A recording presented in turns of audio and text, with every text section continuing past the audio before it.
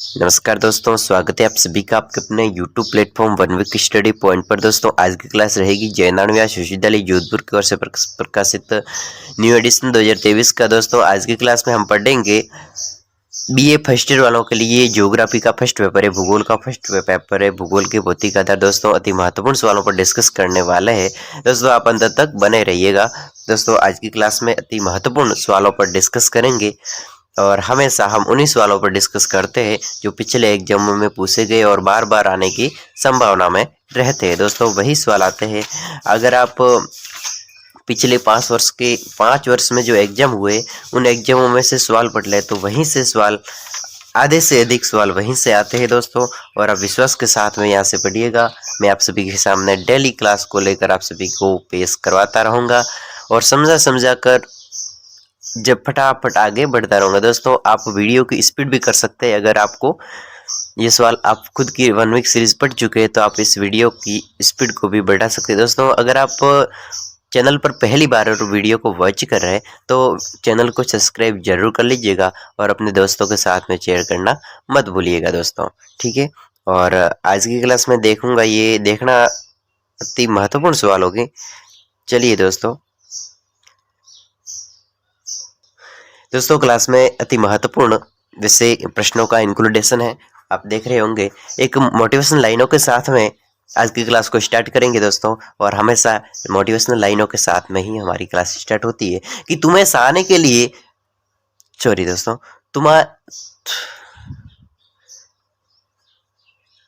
दोस्तों आज की क्लास में एक मोटिवेशनल लाइनों के साथ में क्लास को स्टार्ट करेंगे कि मोटिवेशनल लाइन है कि चाहे तुम्हें लाख पढ़ाई की हो, दोस्तों चाहे तुमने लाख पढ़ाइयाँ की हो, बहुत सारी डिग्रियां प्राप्त की हो, नौकरी प्राप्त कर ली हो और बहुत सारी पढ़ाई करके पढ़ाई को टाइम देकर नौकरी प्राप्त कर ली, पढ़ाई की हो, अगर वक्त के साथ में अगर हमने कुछ नहीं सीखा तो ये गिना जाएगा कि हमने जिंदगी में कुछ भी नहीं सीखा। दोस्तों वक्त के साथ में हर दिन हमें कुछ न कुछ सीखते रहने से, और जिंदगी का एक रूल रहता है कि जीवन में मनुष्य हर दिन कुछ न कुछ सीखते रहता है। तो इसी प्रकार अगर हमने बहुत लाखों पढ़ाई कर ली है और वक्त के साथ में बदलना और कुछ अलग सीखा नहीं है तो कुछ भी नहीं सीखा, ऐसा हमें मानने में आता है दोस्तों। तो वक्त के साथ में वक्त हमें सिखाता है, सीखना चाहिए और सीखते रहेंगे दोस्तों। और जीवन में हर पल, हर क्षण, हर दिन एक नया कुछ न कुछ हमारे सामने सीखने को मिलता है दोस्तों। समाज से रिलेटिव हो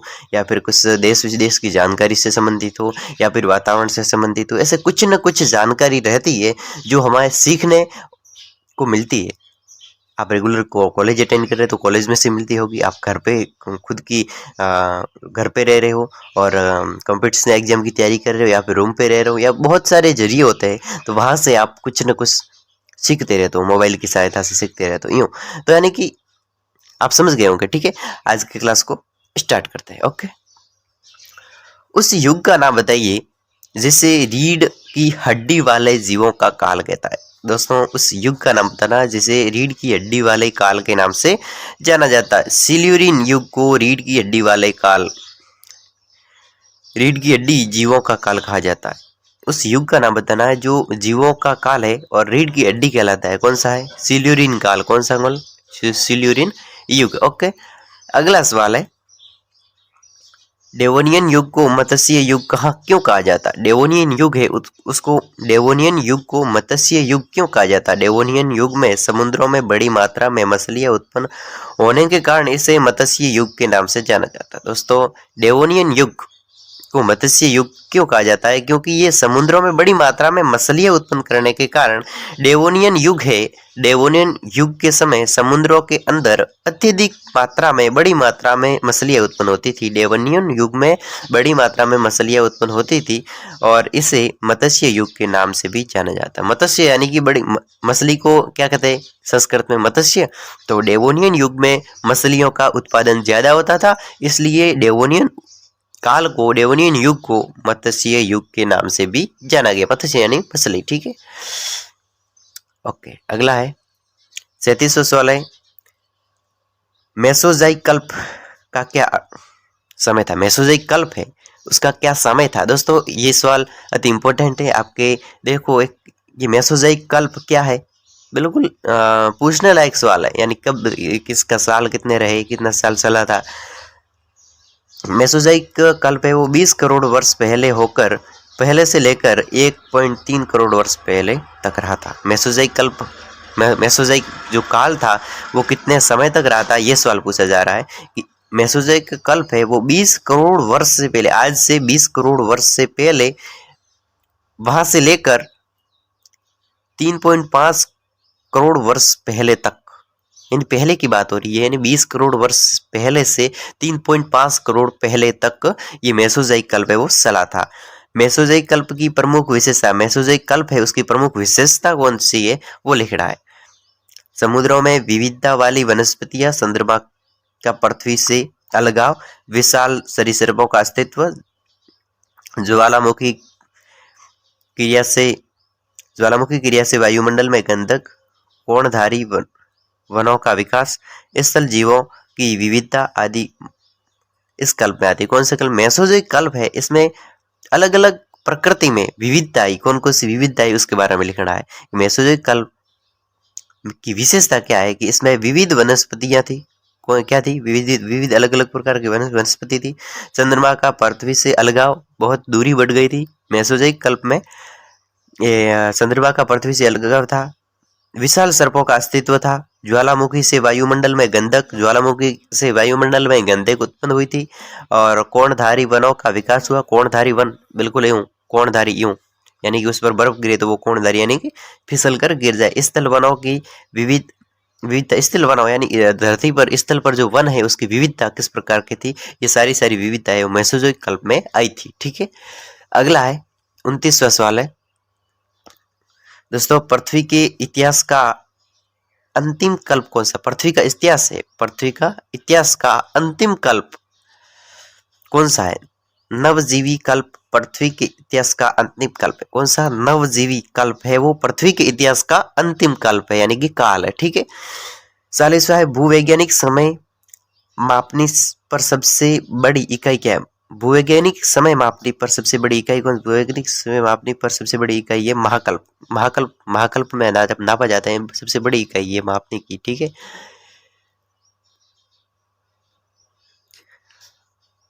हिंद महासागर एवं अंटार्कटिक महासागर का विकास किस युगांतर में हुआ था? हिंद महासागर और अंटार्कटिक महासागर का विकास है वो किस समय हुआ था, किस युग में हुआ था, उसके बारे में लिखना है। हिंद महासागर एवं अंटार्कटिक महासागर का विकास इयोसिन युग में, कौन से युग में? इयोसिन युग में हुआ था। कौन से युग में? हिंद महासागर और अंटार्कटिक महासागर का विकास है वो इयोसिन युग में हुआ था। ठीक है, अगला है 42वां सवाल है, पृथ्वी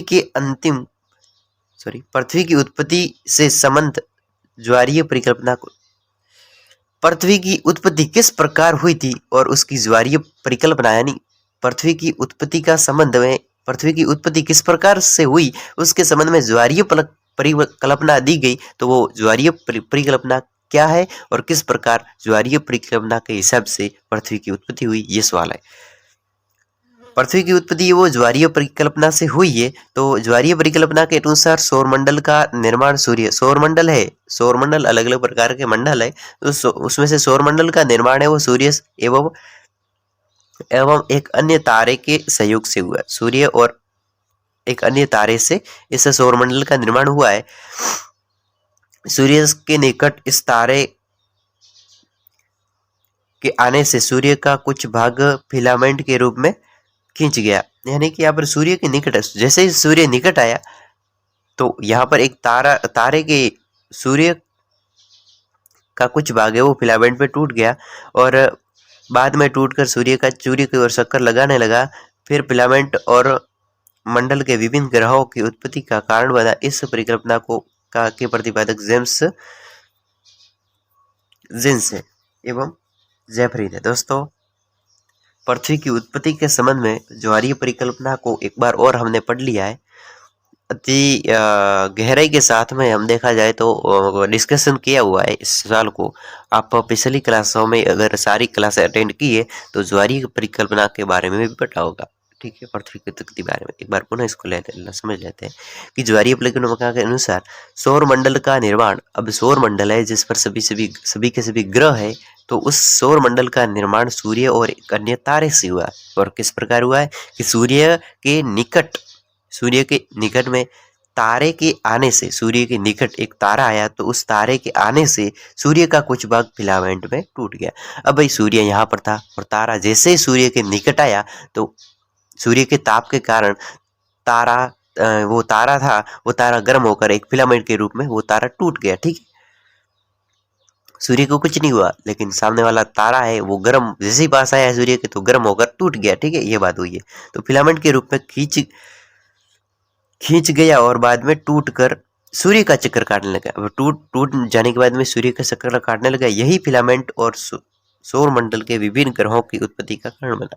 यही फिलामेंट है, वो सूर्य के चारों ओर फिलामेंट टूटा था, तारे से टूटा था, वो अन्य ग्रहों की उत्पत्ति का कारण बना। इस परिकल्पना के प्रतिपादक जेम्स जेन्स है और जेफरी ने। ठीक है, समझ गए होंगे। बिग बैंग सिद्धांत दोस्तों अति महत्वपूर्ण सवाल, बिग बैंग सिद्धांत क्या है दोस्तों? एग्जाम में सवाल पूछा जाता है सिद्धांतों के बारे में। अब पृथ्वी की उत्पत्ति के बारे में ज्वारीय परिकल्पना पूछी गई, तो अब ये भी पूछा जा सकता है कि बिग बैंग सिद्धांत क्या है। सिद्धांत दोस्तों अति इंपॉर्टेंट है कि ये ब्रह्मांड की उत्पत्ति से संबंधित सर्वाधिक मान्य है। बिग बैंग का सिद्धांत क्या है, इसका प्रतिपादन बेल्जियम के खगोलज्ञ एवं पादरी जॉर्ज लेमेटर ने 1960-70 में किया था दोस्तों। इसका बिग बैंग सिद्धांत का प्रतिपादन यानी इसकी खोज किसने की थी, बिग बैंग सिद्धांत किसने दिया था, तो ये दिया था बेल्जियम और खगोलज्ञ एवं पादरी जॉर्ज लेमेटर। यही आप याद रखो, बेल्जियम के द्वारा बिग बैंग सिद्धांत की खोज की गई या फिर इसका जो प्रतिपादन किया गया किसके द्वारा, बेल्जियम के द्वारा इसका प्रतिपादन है वो किया गया। ठीक है, ये याद रखना। कब किया गया? 1960-70 में किया। 1960 से लेकर 70 में किया गया था। और इसके अनुसार यानी बिग बैंग सिद्धांत के अनुसार एक विशालकाय अग्निपिंड में अचानक विस्फोट से ब्रह्मांड के एक विशालकाय बहुत बड़ा विशालकाय पिंड, अग्नि का पिंड, बहुत बड़ा अग्नि का पिंड, और उसमें अचानक विस्फोट हुआ और ब्रह्मांड की उत्पत्ति हुई। ये सबसे अधिक मान्य है, सर्वाधिक मान्य है। और इसकी खोज वो बेल्जियम के द्वारा की गई। किसके द्वारा? बेल्जियम के द्वारा की गई। कब की गई? 1960 से 70 में की गई। और ये सबसे अधिक मान्य सिद्धांत है। इसमें विशालकाय अग्निपिंड था, उसमें अचानक विस्फोट हुआ और पृथ्वी का निर्माण हुआ। दोस्तों सवाल था इंपॉर्टेंट। ठीक है,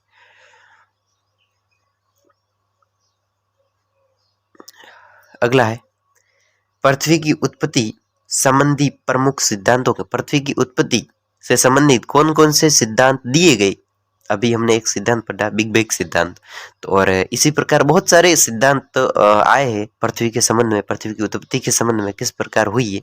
तो वो पृथ्वी की उत्पत्ति के संबंध में परिकल्पना कौन कौन सी है? काट की वायवीय राशि परिकल्पना। दोस्तों आपकी यूनिट में दे रखा होगा, जहाँ पर अलग अलग सिद्धांतों को दे रखा होगा, समझाया होगा, और वहाँ पर डिस्कशन के साथ में उसको समझा कर आगे बढ़ते गए। यानी कि कितने ये 5 सिद्धांत दिए गए, उस 5 पर पूरी व्याख्या दे रखी होगी, आपने आप पढ़ी होगी। तो आपको काट की वायवीय राशि परिकल्पना, प्लस की निहारी का परिकल्पना, चैम्बरलिन की ग्रहाणु परिकल्पना, चैम्बरलिन की ग्रहाणु परिकल्पना, जेम्स जिम्स की ज्वारीय परिकल्पना, रसेल की द्वैतार्क परिकल्पना। एक बार पुनः पढ़ लेते हैं ताकि याद हो जाए। पृथ्वी की उत्पत्ति से संबंधित कौन कौन से सिद्धांत है वो लिखने, परिकल्पना या फिर सिद्धांत है वो लिखने। काट का वायवीय राशि परिकल्पना, काट का वायवीय राशि परिकल्पना, प्लस की निहारी का परिकल्पना, प्लस की निहारी का परिकल्पना, चैम्बरलिन की ग्रहाणु परिकल्पना, चैम्बरलिन की ग्रहाणु परिकल्पना, जेम्स जिम्स की ज्वारीय परिकल्पना, जेम्स जिम्स की ज्वारीय परिकल्पना, रसेल की द्वैतार्क परिकल्पना, रसेल की द्वैतार्क परिकल्पना। ये परिकल्पना थी जो पृथ्वी की उत्पत्ति के संबंध में परिकल्पना दी गई अलग अलग वैज्ञानिकों के द्वारा। द्वैतवादी सिद्धांत, द्वैतवादी संकल्पना के अंतर्गत कौन सी परिकल्पना, द्वैतवादी सिद्धांत है उसके अंतर्गत कौन सी परिकल्पना, उस परिकल्पना के बारे में लिखना है। यानी परिकल्पना का नाम भी लिख सकते हैं और थोड़ा बहुत बारे में भी लिख सकते हैं। ठीक है, द्वैतवादी संकल्पना थी उसके अंतर्गत चैम्बरलिन तथा मोल्टन के ग्रहणु परिकल्पना, जेम्स जिम्स एवं जेफरीज की ज्वारीय परिकल्पना, एच.एन. रसेल के द्वैतार सिद्धांत के प्रमुख। दोस्तों एस.एल. रसेल है उसके सिद्धांत। द्वैतवादी सिद्धांत क्या है इसके बारे में लिखना है, इससे संबंधित कौन कौन सी परिकल्पना वो लिखनी।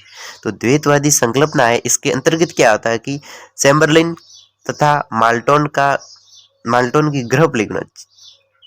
चैम्बरलिन अभी हमने पढ़ी, हाँ ये रही, देखो दोस्तों ये देखो चैम्बरलिन की ग्रहणु परिकल्पना, चैम्बरलिन की ग्रहणु परिकल्पना ये दे रही चैम्बरलिन या फिर माल्टोन की ग्रहणु परिकल्पना, जेम्स जिम्स एवं जेफरिन की ज्वारीय परिकल्पना, जेम्स जिम्स एवं ज्वारीय परिकल्पना, और एच.एन. रसेल द्वैतारक सिद्धांत, एस.एल. रसेल द्वैतारक सिद्धांत, एस.एल.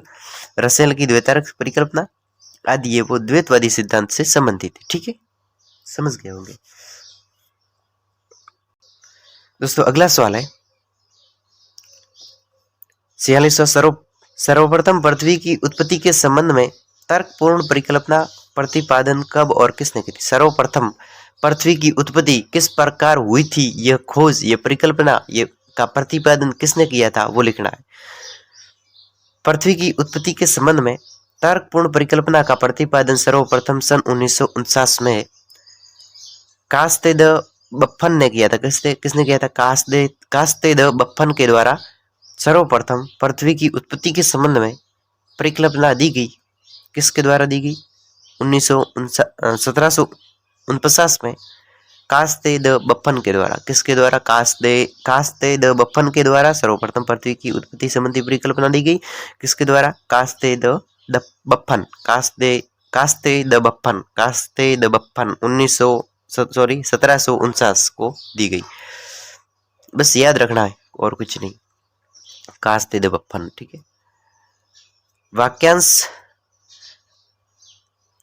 वायव्य राशि परिकल्पना का प्रतिपादन कब और किसके द्वारा? वायव्य राशि कौन सी राशि? वायव्य राशि परिकल्पना, उसका प्रतिपादन किसके द्वारा और कब किया गया ये लिखना है। वायव्य राशि परिकल्पना का प्रतिपादन 1755 के द्वारा 1755 में जर्मन दार्शनिक इमैनुअल कांट के द्वारा किया गया। इमैनुअल कांट के द्वारा 1755 में इमैनुअल कांट के द्वारा किया गया। वायव्यांश राशि की खोज इमैनुअल कांट के द्वारा 1755 में, जो न्यूटन के गुरुत्वाकर्षण नियमों पर आधारित है। ठीक है, ये वायव्य राशि परिकल्पना है, गुरुत्वाकर्षण के सिद्धांत पर आधारित है और 1755 में की गई इमैनुअल कांट के द्वारा। ठीक है। 48वां निहारिका परिकल्पना। किसने? निहारिका परिकल्पना। दोस्तों आपके एग्जाम में ये दोस्तों देखो 2019 में पूछा गया, परिकल्पना के बारे में कोई ना कोई सवाल जरूर पूछा जाएगा, इसलिए परिकल्पनाओं को रट के जाना। और मैं आपको रटवा भी लूंगा, ये अलग अलग वीडियो, छोटे छोटे वीडियो रखूंगा, क्योंकि आप अगर खुद की 1 वीक सीरीज पढ़ रहे तो साथ में ऑनलाइन 1 वीक सीरीज एक परिकल्पनाओं को याद करने के लिए, बार बार रिविजन करने के लिए बहुत ही अच्छा फायदा है दोस्तों। इसलिए दिमाग में रहेगा और सब भी जाएगा। निहारिका परिकल्पना है वो प्रसिद्ध फ्रांसीसी विद्वान पापलास ने दी थी। किसने? बहुत अच्छा नाम है, पापलास। निहारिका परिकल्पना किसने दी थी? पापलास के द्वारा दी गई। किसके द्वारा? निहारिका परिकल्पना पापलास के द्वारा दी गई। ठीक है।